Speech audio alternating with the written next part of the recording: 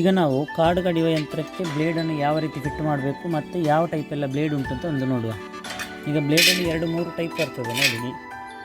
ಇದು ಒಂದು type blade, ಇದೊಂದು ಟೈಪ್ ಬ್ಲೇಡ್, ಇದೊಂದು ಟೈಪ್ ಬ್ಲೇಡ್ ಮತ್ತು ಇದೊಂದು ಟೈಪ್ ಬ್ಲೇಡ್. ಇದು ತೆಲು ಬ್ಲೇಡ್. ಈ ಟೈಪಲ್ಲಿ ಇಂಥದ್ದಲ್ಲಿ ಕೆಲಸ ಮಾಡೋದು ಬೇಡ, ಡೇಂಜರ್. ಇದು ಗಾರ್ಡನ್ ಎಲ್ಲ ಹೊಡಿಬೋದಷ್ಟೇ, ತೋಟಕ್ಕೆ ನಮ್ಮ ಹೆವಿ ಕೆಲಸಕ್ಕೆಲ್ಲ ಆಗಲಿಕ್ಕಿಲ್ಲ. ಮತ್ತೊಂದು ಈ ಬ್ಲೇಡ್ ಬಂದು ನಿಮಗೆ ಉದ್ದ ಜಾಸ್ತಿ, ಮಾಮೂಲಿ ಬ್ಲೇಡಿಗಿಂತ ಇದು ಉದ್ದ ಜಾಸ್ತಿ.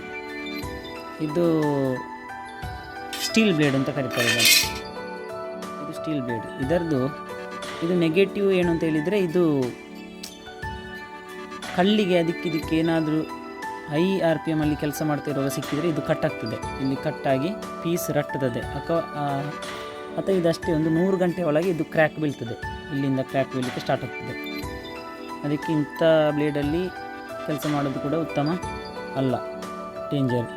ಅದು ಬಿಟ್ಟರೆ ಈ ಟೈಪ್ ಬ್ಲೇಡ್, ಇದು ಸ್ವಲ್ಪ ಒಳ್ಳೆ ಬ್ಲೇಡ್ ನೋಡಿ. ಇದಕ್ಕೂ ನೋಡಲಿಕ್ಕೆ ಏನು ಡಿಫ್ರೆನ್ಸ್ ಇಲ್ಲ, ಆದರೆ ಇದು ತುಂಬ ಬೆಂಡ್ ಆಗ್ತದೆ. ಇದು ತೆಳು ಬ್ಲೇಡ್, ತುಂಬ ತೆಳು ಬ್ಲೇಡ್. ಇದು ಬೆಂಡ್ ಆಗ್ತದೆ, ಕಾಣ್ಬೋದು.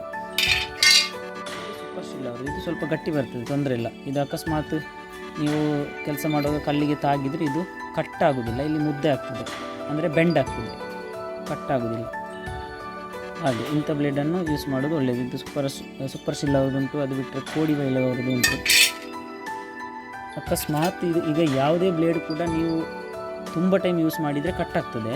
ಅದಕ್ಕೆ ನೀವೊಂದು ಇದನ್ನು ಯಾವಾಗಲೂ ಒಂದು ಸಾಯಂಕಾಲ ಬ್ಲೇಡ್ ಬಿಚ್ಚೊಮ್ಮೆ ನೋಡಿಕೊಳ್ಬೇಕು. ಯಾಕೆಂತ ಹೇಳಿದರೆ ಇದು ಒಮ್ಮೆಗೆ ಒಂದೇ ಸೆಕೆಂಡಲ್ಲಿ ಕಟ್ ಆಗೋದಿಲ್ಲ. ಇದು ಇಲ್ಲಿಂದ ಕ್ರ್ಯಾಕ್ ಬಿಟ್ಟುಕೊಂಡು ಬರ್ತದೆ. ಮೊದಲು ಇಂಥ ಜಾಗದಿಂದ ಈ ಜಾಗ ಅಥವಾ ಈ ಜಾಗದಿಂದ ಕ್ರ್ಯಾಕ್ ಬೀಳಲಿಕ್ಕೆ ಶುರುವಿಗೆ ಸ್ಟಾರ್ಟ್ ಆಗ್ತದೆ.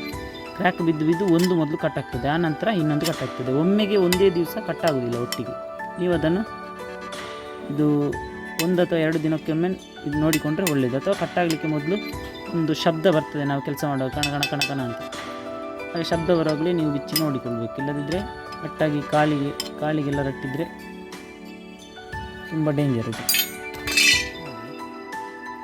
ಇದು ಲಾಕ್ ನಟ್ಟನ್ನು ಬಿಚ್ಚಿ ಸಪೋರ್ಟ್ ಫ್ಲ್ಯಾಂಜನ್ನು ಬಿಚ್ಚಿದ ನಂತರ ಬ್ಲೇಡನ್ನು ಹೀಗೆ ಹಾಕಿ ಇಲ್ಲೊಂದು ಈ ಲಾಕ್ಗೆ ಕರೆಕ್ಟಿಗೆ ಕೂರ್ತದೆ. ಅಕಸ್ಮಾತ್ ಇದು ಸರಿ ಕೂರಲಿಲ್ಲ ಅಂತ ಹೇಳಿದರೆ ನೀವು ಕೆಲಸ ಮಾಡುವಾಗ ವೈಬ್ರೇಷನ್ ಬರ್ತದೆ. ಆಗ ಒಮ್ಮೆ ಬಿಚ್ಚಿದನ್ನು ಸರಿ ಕೂರಿಸಿಕೊಂಡ್ರೆ ಆಯಿತು. ಹೀಗೆ ಕರೆಕ್ಟ್ ಕೂರಬೇಕು ಈ ಚಡಿಗೆ. ಆ ನಂತರ ಇದು ಸಪೋರ್ಟ್ ಫ್ಲ್ಯಾಂಜ್ ಉಂಟಲ್ಲ, ಇದರಲ್ಲಿ ಈ ಗುಂಡಿ ಇರೋ ಜಾಗ ಉಂಟಲ್ಲ, ಇಲ್ಲಿ ಸ್ವಲ್ಪ ಗುಂಡಿ ಕಾಣ್ಬೋದು ನೀವು ನೋಡಿ. ಇಲ್ಲಿ ಈ ಒಂದು ಮೈ ಸ್ವಲ್ಪ ಗುಂಡಿ ಬರ್ತದೆ, ಮತ್ತೊಂದು ಮೈ ಸ್ವಲ್ಪ ಎತ್ತರಾಗಿ ಕಾಣ್ಬೋದು ನೀವು. ಈ ಗುಂಡಿ ಇರುವ ಜಾಗ ಬ್ಲೇಡಿಗೆ ಮುಖ ಮಾಡಿ ಹಾಕಬೇಕು. ಯಾವಾಗಲೂ ನೆನಪಲ್ಲಿ ಈ ಗುಂಡಿ ಇರುವ ಜಾಗ ಬ್ಲೇಡಿಗೆ ಮುಖ ಮಾಡಿ ಹಾಕಬೇಕು. ಅಕಸ್ಮಾತ್ ನೀವು ಉಲ್ಟಾ ಹಾಕಿದ್ರಿ ಅಂತ ಆದರೆ ಇದನ್ನು ನೀವು ಟೈಟ್ ಮಾಡಿದರೆ ಬ್ಲೇಡ್ ಟೈಟ್ ಆಗೋದಿಲ್ಲ. ಅದಕ್ಕೆ ಈ ಗುಂಡಿ ಇರುವ ಜಾಗವನ್ನು ಬ್ಲೇಡಿಗೆ ಮುಖ ಮಾಡಿ ಹೀಗೆ ಹಾಕಬೇಕು. ಹಾಕಿದ ನಂತರ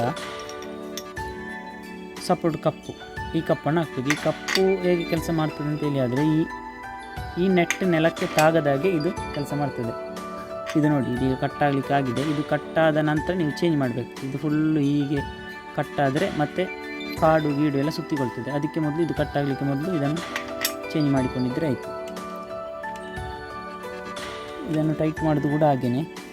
ಇದರಲ್ಲಿ ಟೈಟ್ ಮಾಡುವಾಗ ಒಂದು ನೋಡಿಕೊಳ್ಬೇಕು ನೀವು. ಇದು ಮಾಮೂಲು ನಾವು ಈಗ ಈ ಬಾಟಲಿಯ ಮುಚ್ಚಳವನ್ನು ಟೈಟ್ ಮಾಡುವಾಗ ಇದು ತಿರುಗಿಸ್ತೇವೆ, ಆ ಟೈಪ್ ತಿರುಗಿಸೋದಲ್ಲ. ಇದು ಸರಿ ಒಪ್ಪೋಸಿಟ್ ಅದರದ್ದು. ಅಂದರೆ ಇದನ್ನು ತಿರುಗಿಸುವಾಗ ಎಡಗಡೆಯಿಂದ ಬಲಗಡೆಗೆ ತಿರುಗಿಸಿದರೆ ಇದು ಟೈಟ್ ಆಗ್ತದೆ, ಬಲಗಡೆಯಿಂದ ಎಡಗಡೆಗೆ ತಿರುಗಿಸಿದರೆ ಇದು ಲೂಸ್ ಆಗ್ತದೆ.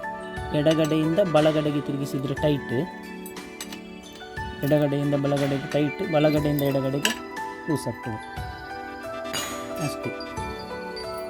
ಅಷ್ಟಾದರೆ ಆಯಿತು. ಇಂಥ ಇನ್ನಷ್ಟು ವಿಡಿಯೋಗಳಿಗಾಗಿ ಲೈಕ್ ಮಾಡಿ, ಶೇರ್ ಮಾಡಿ, ಸಬ್ಸ್ಕ್ರೈಬ್ ಮಾಡಿ, ಬೆಲ್ ಬಟನ್ ಒತ್ತುವುದನ್ನು ಮರಿಬೇಡಿ. Thank you.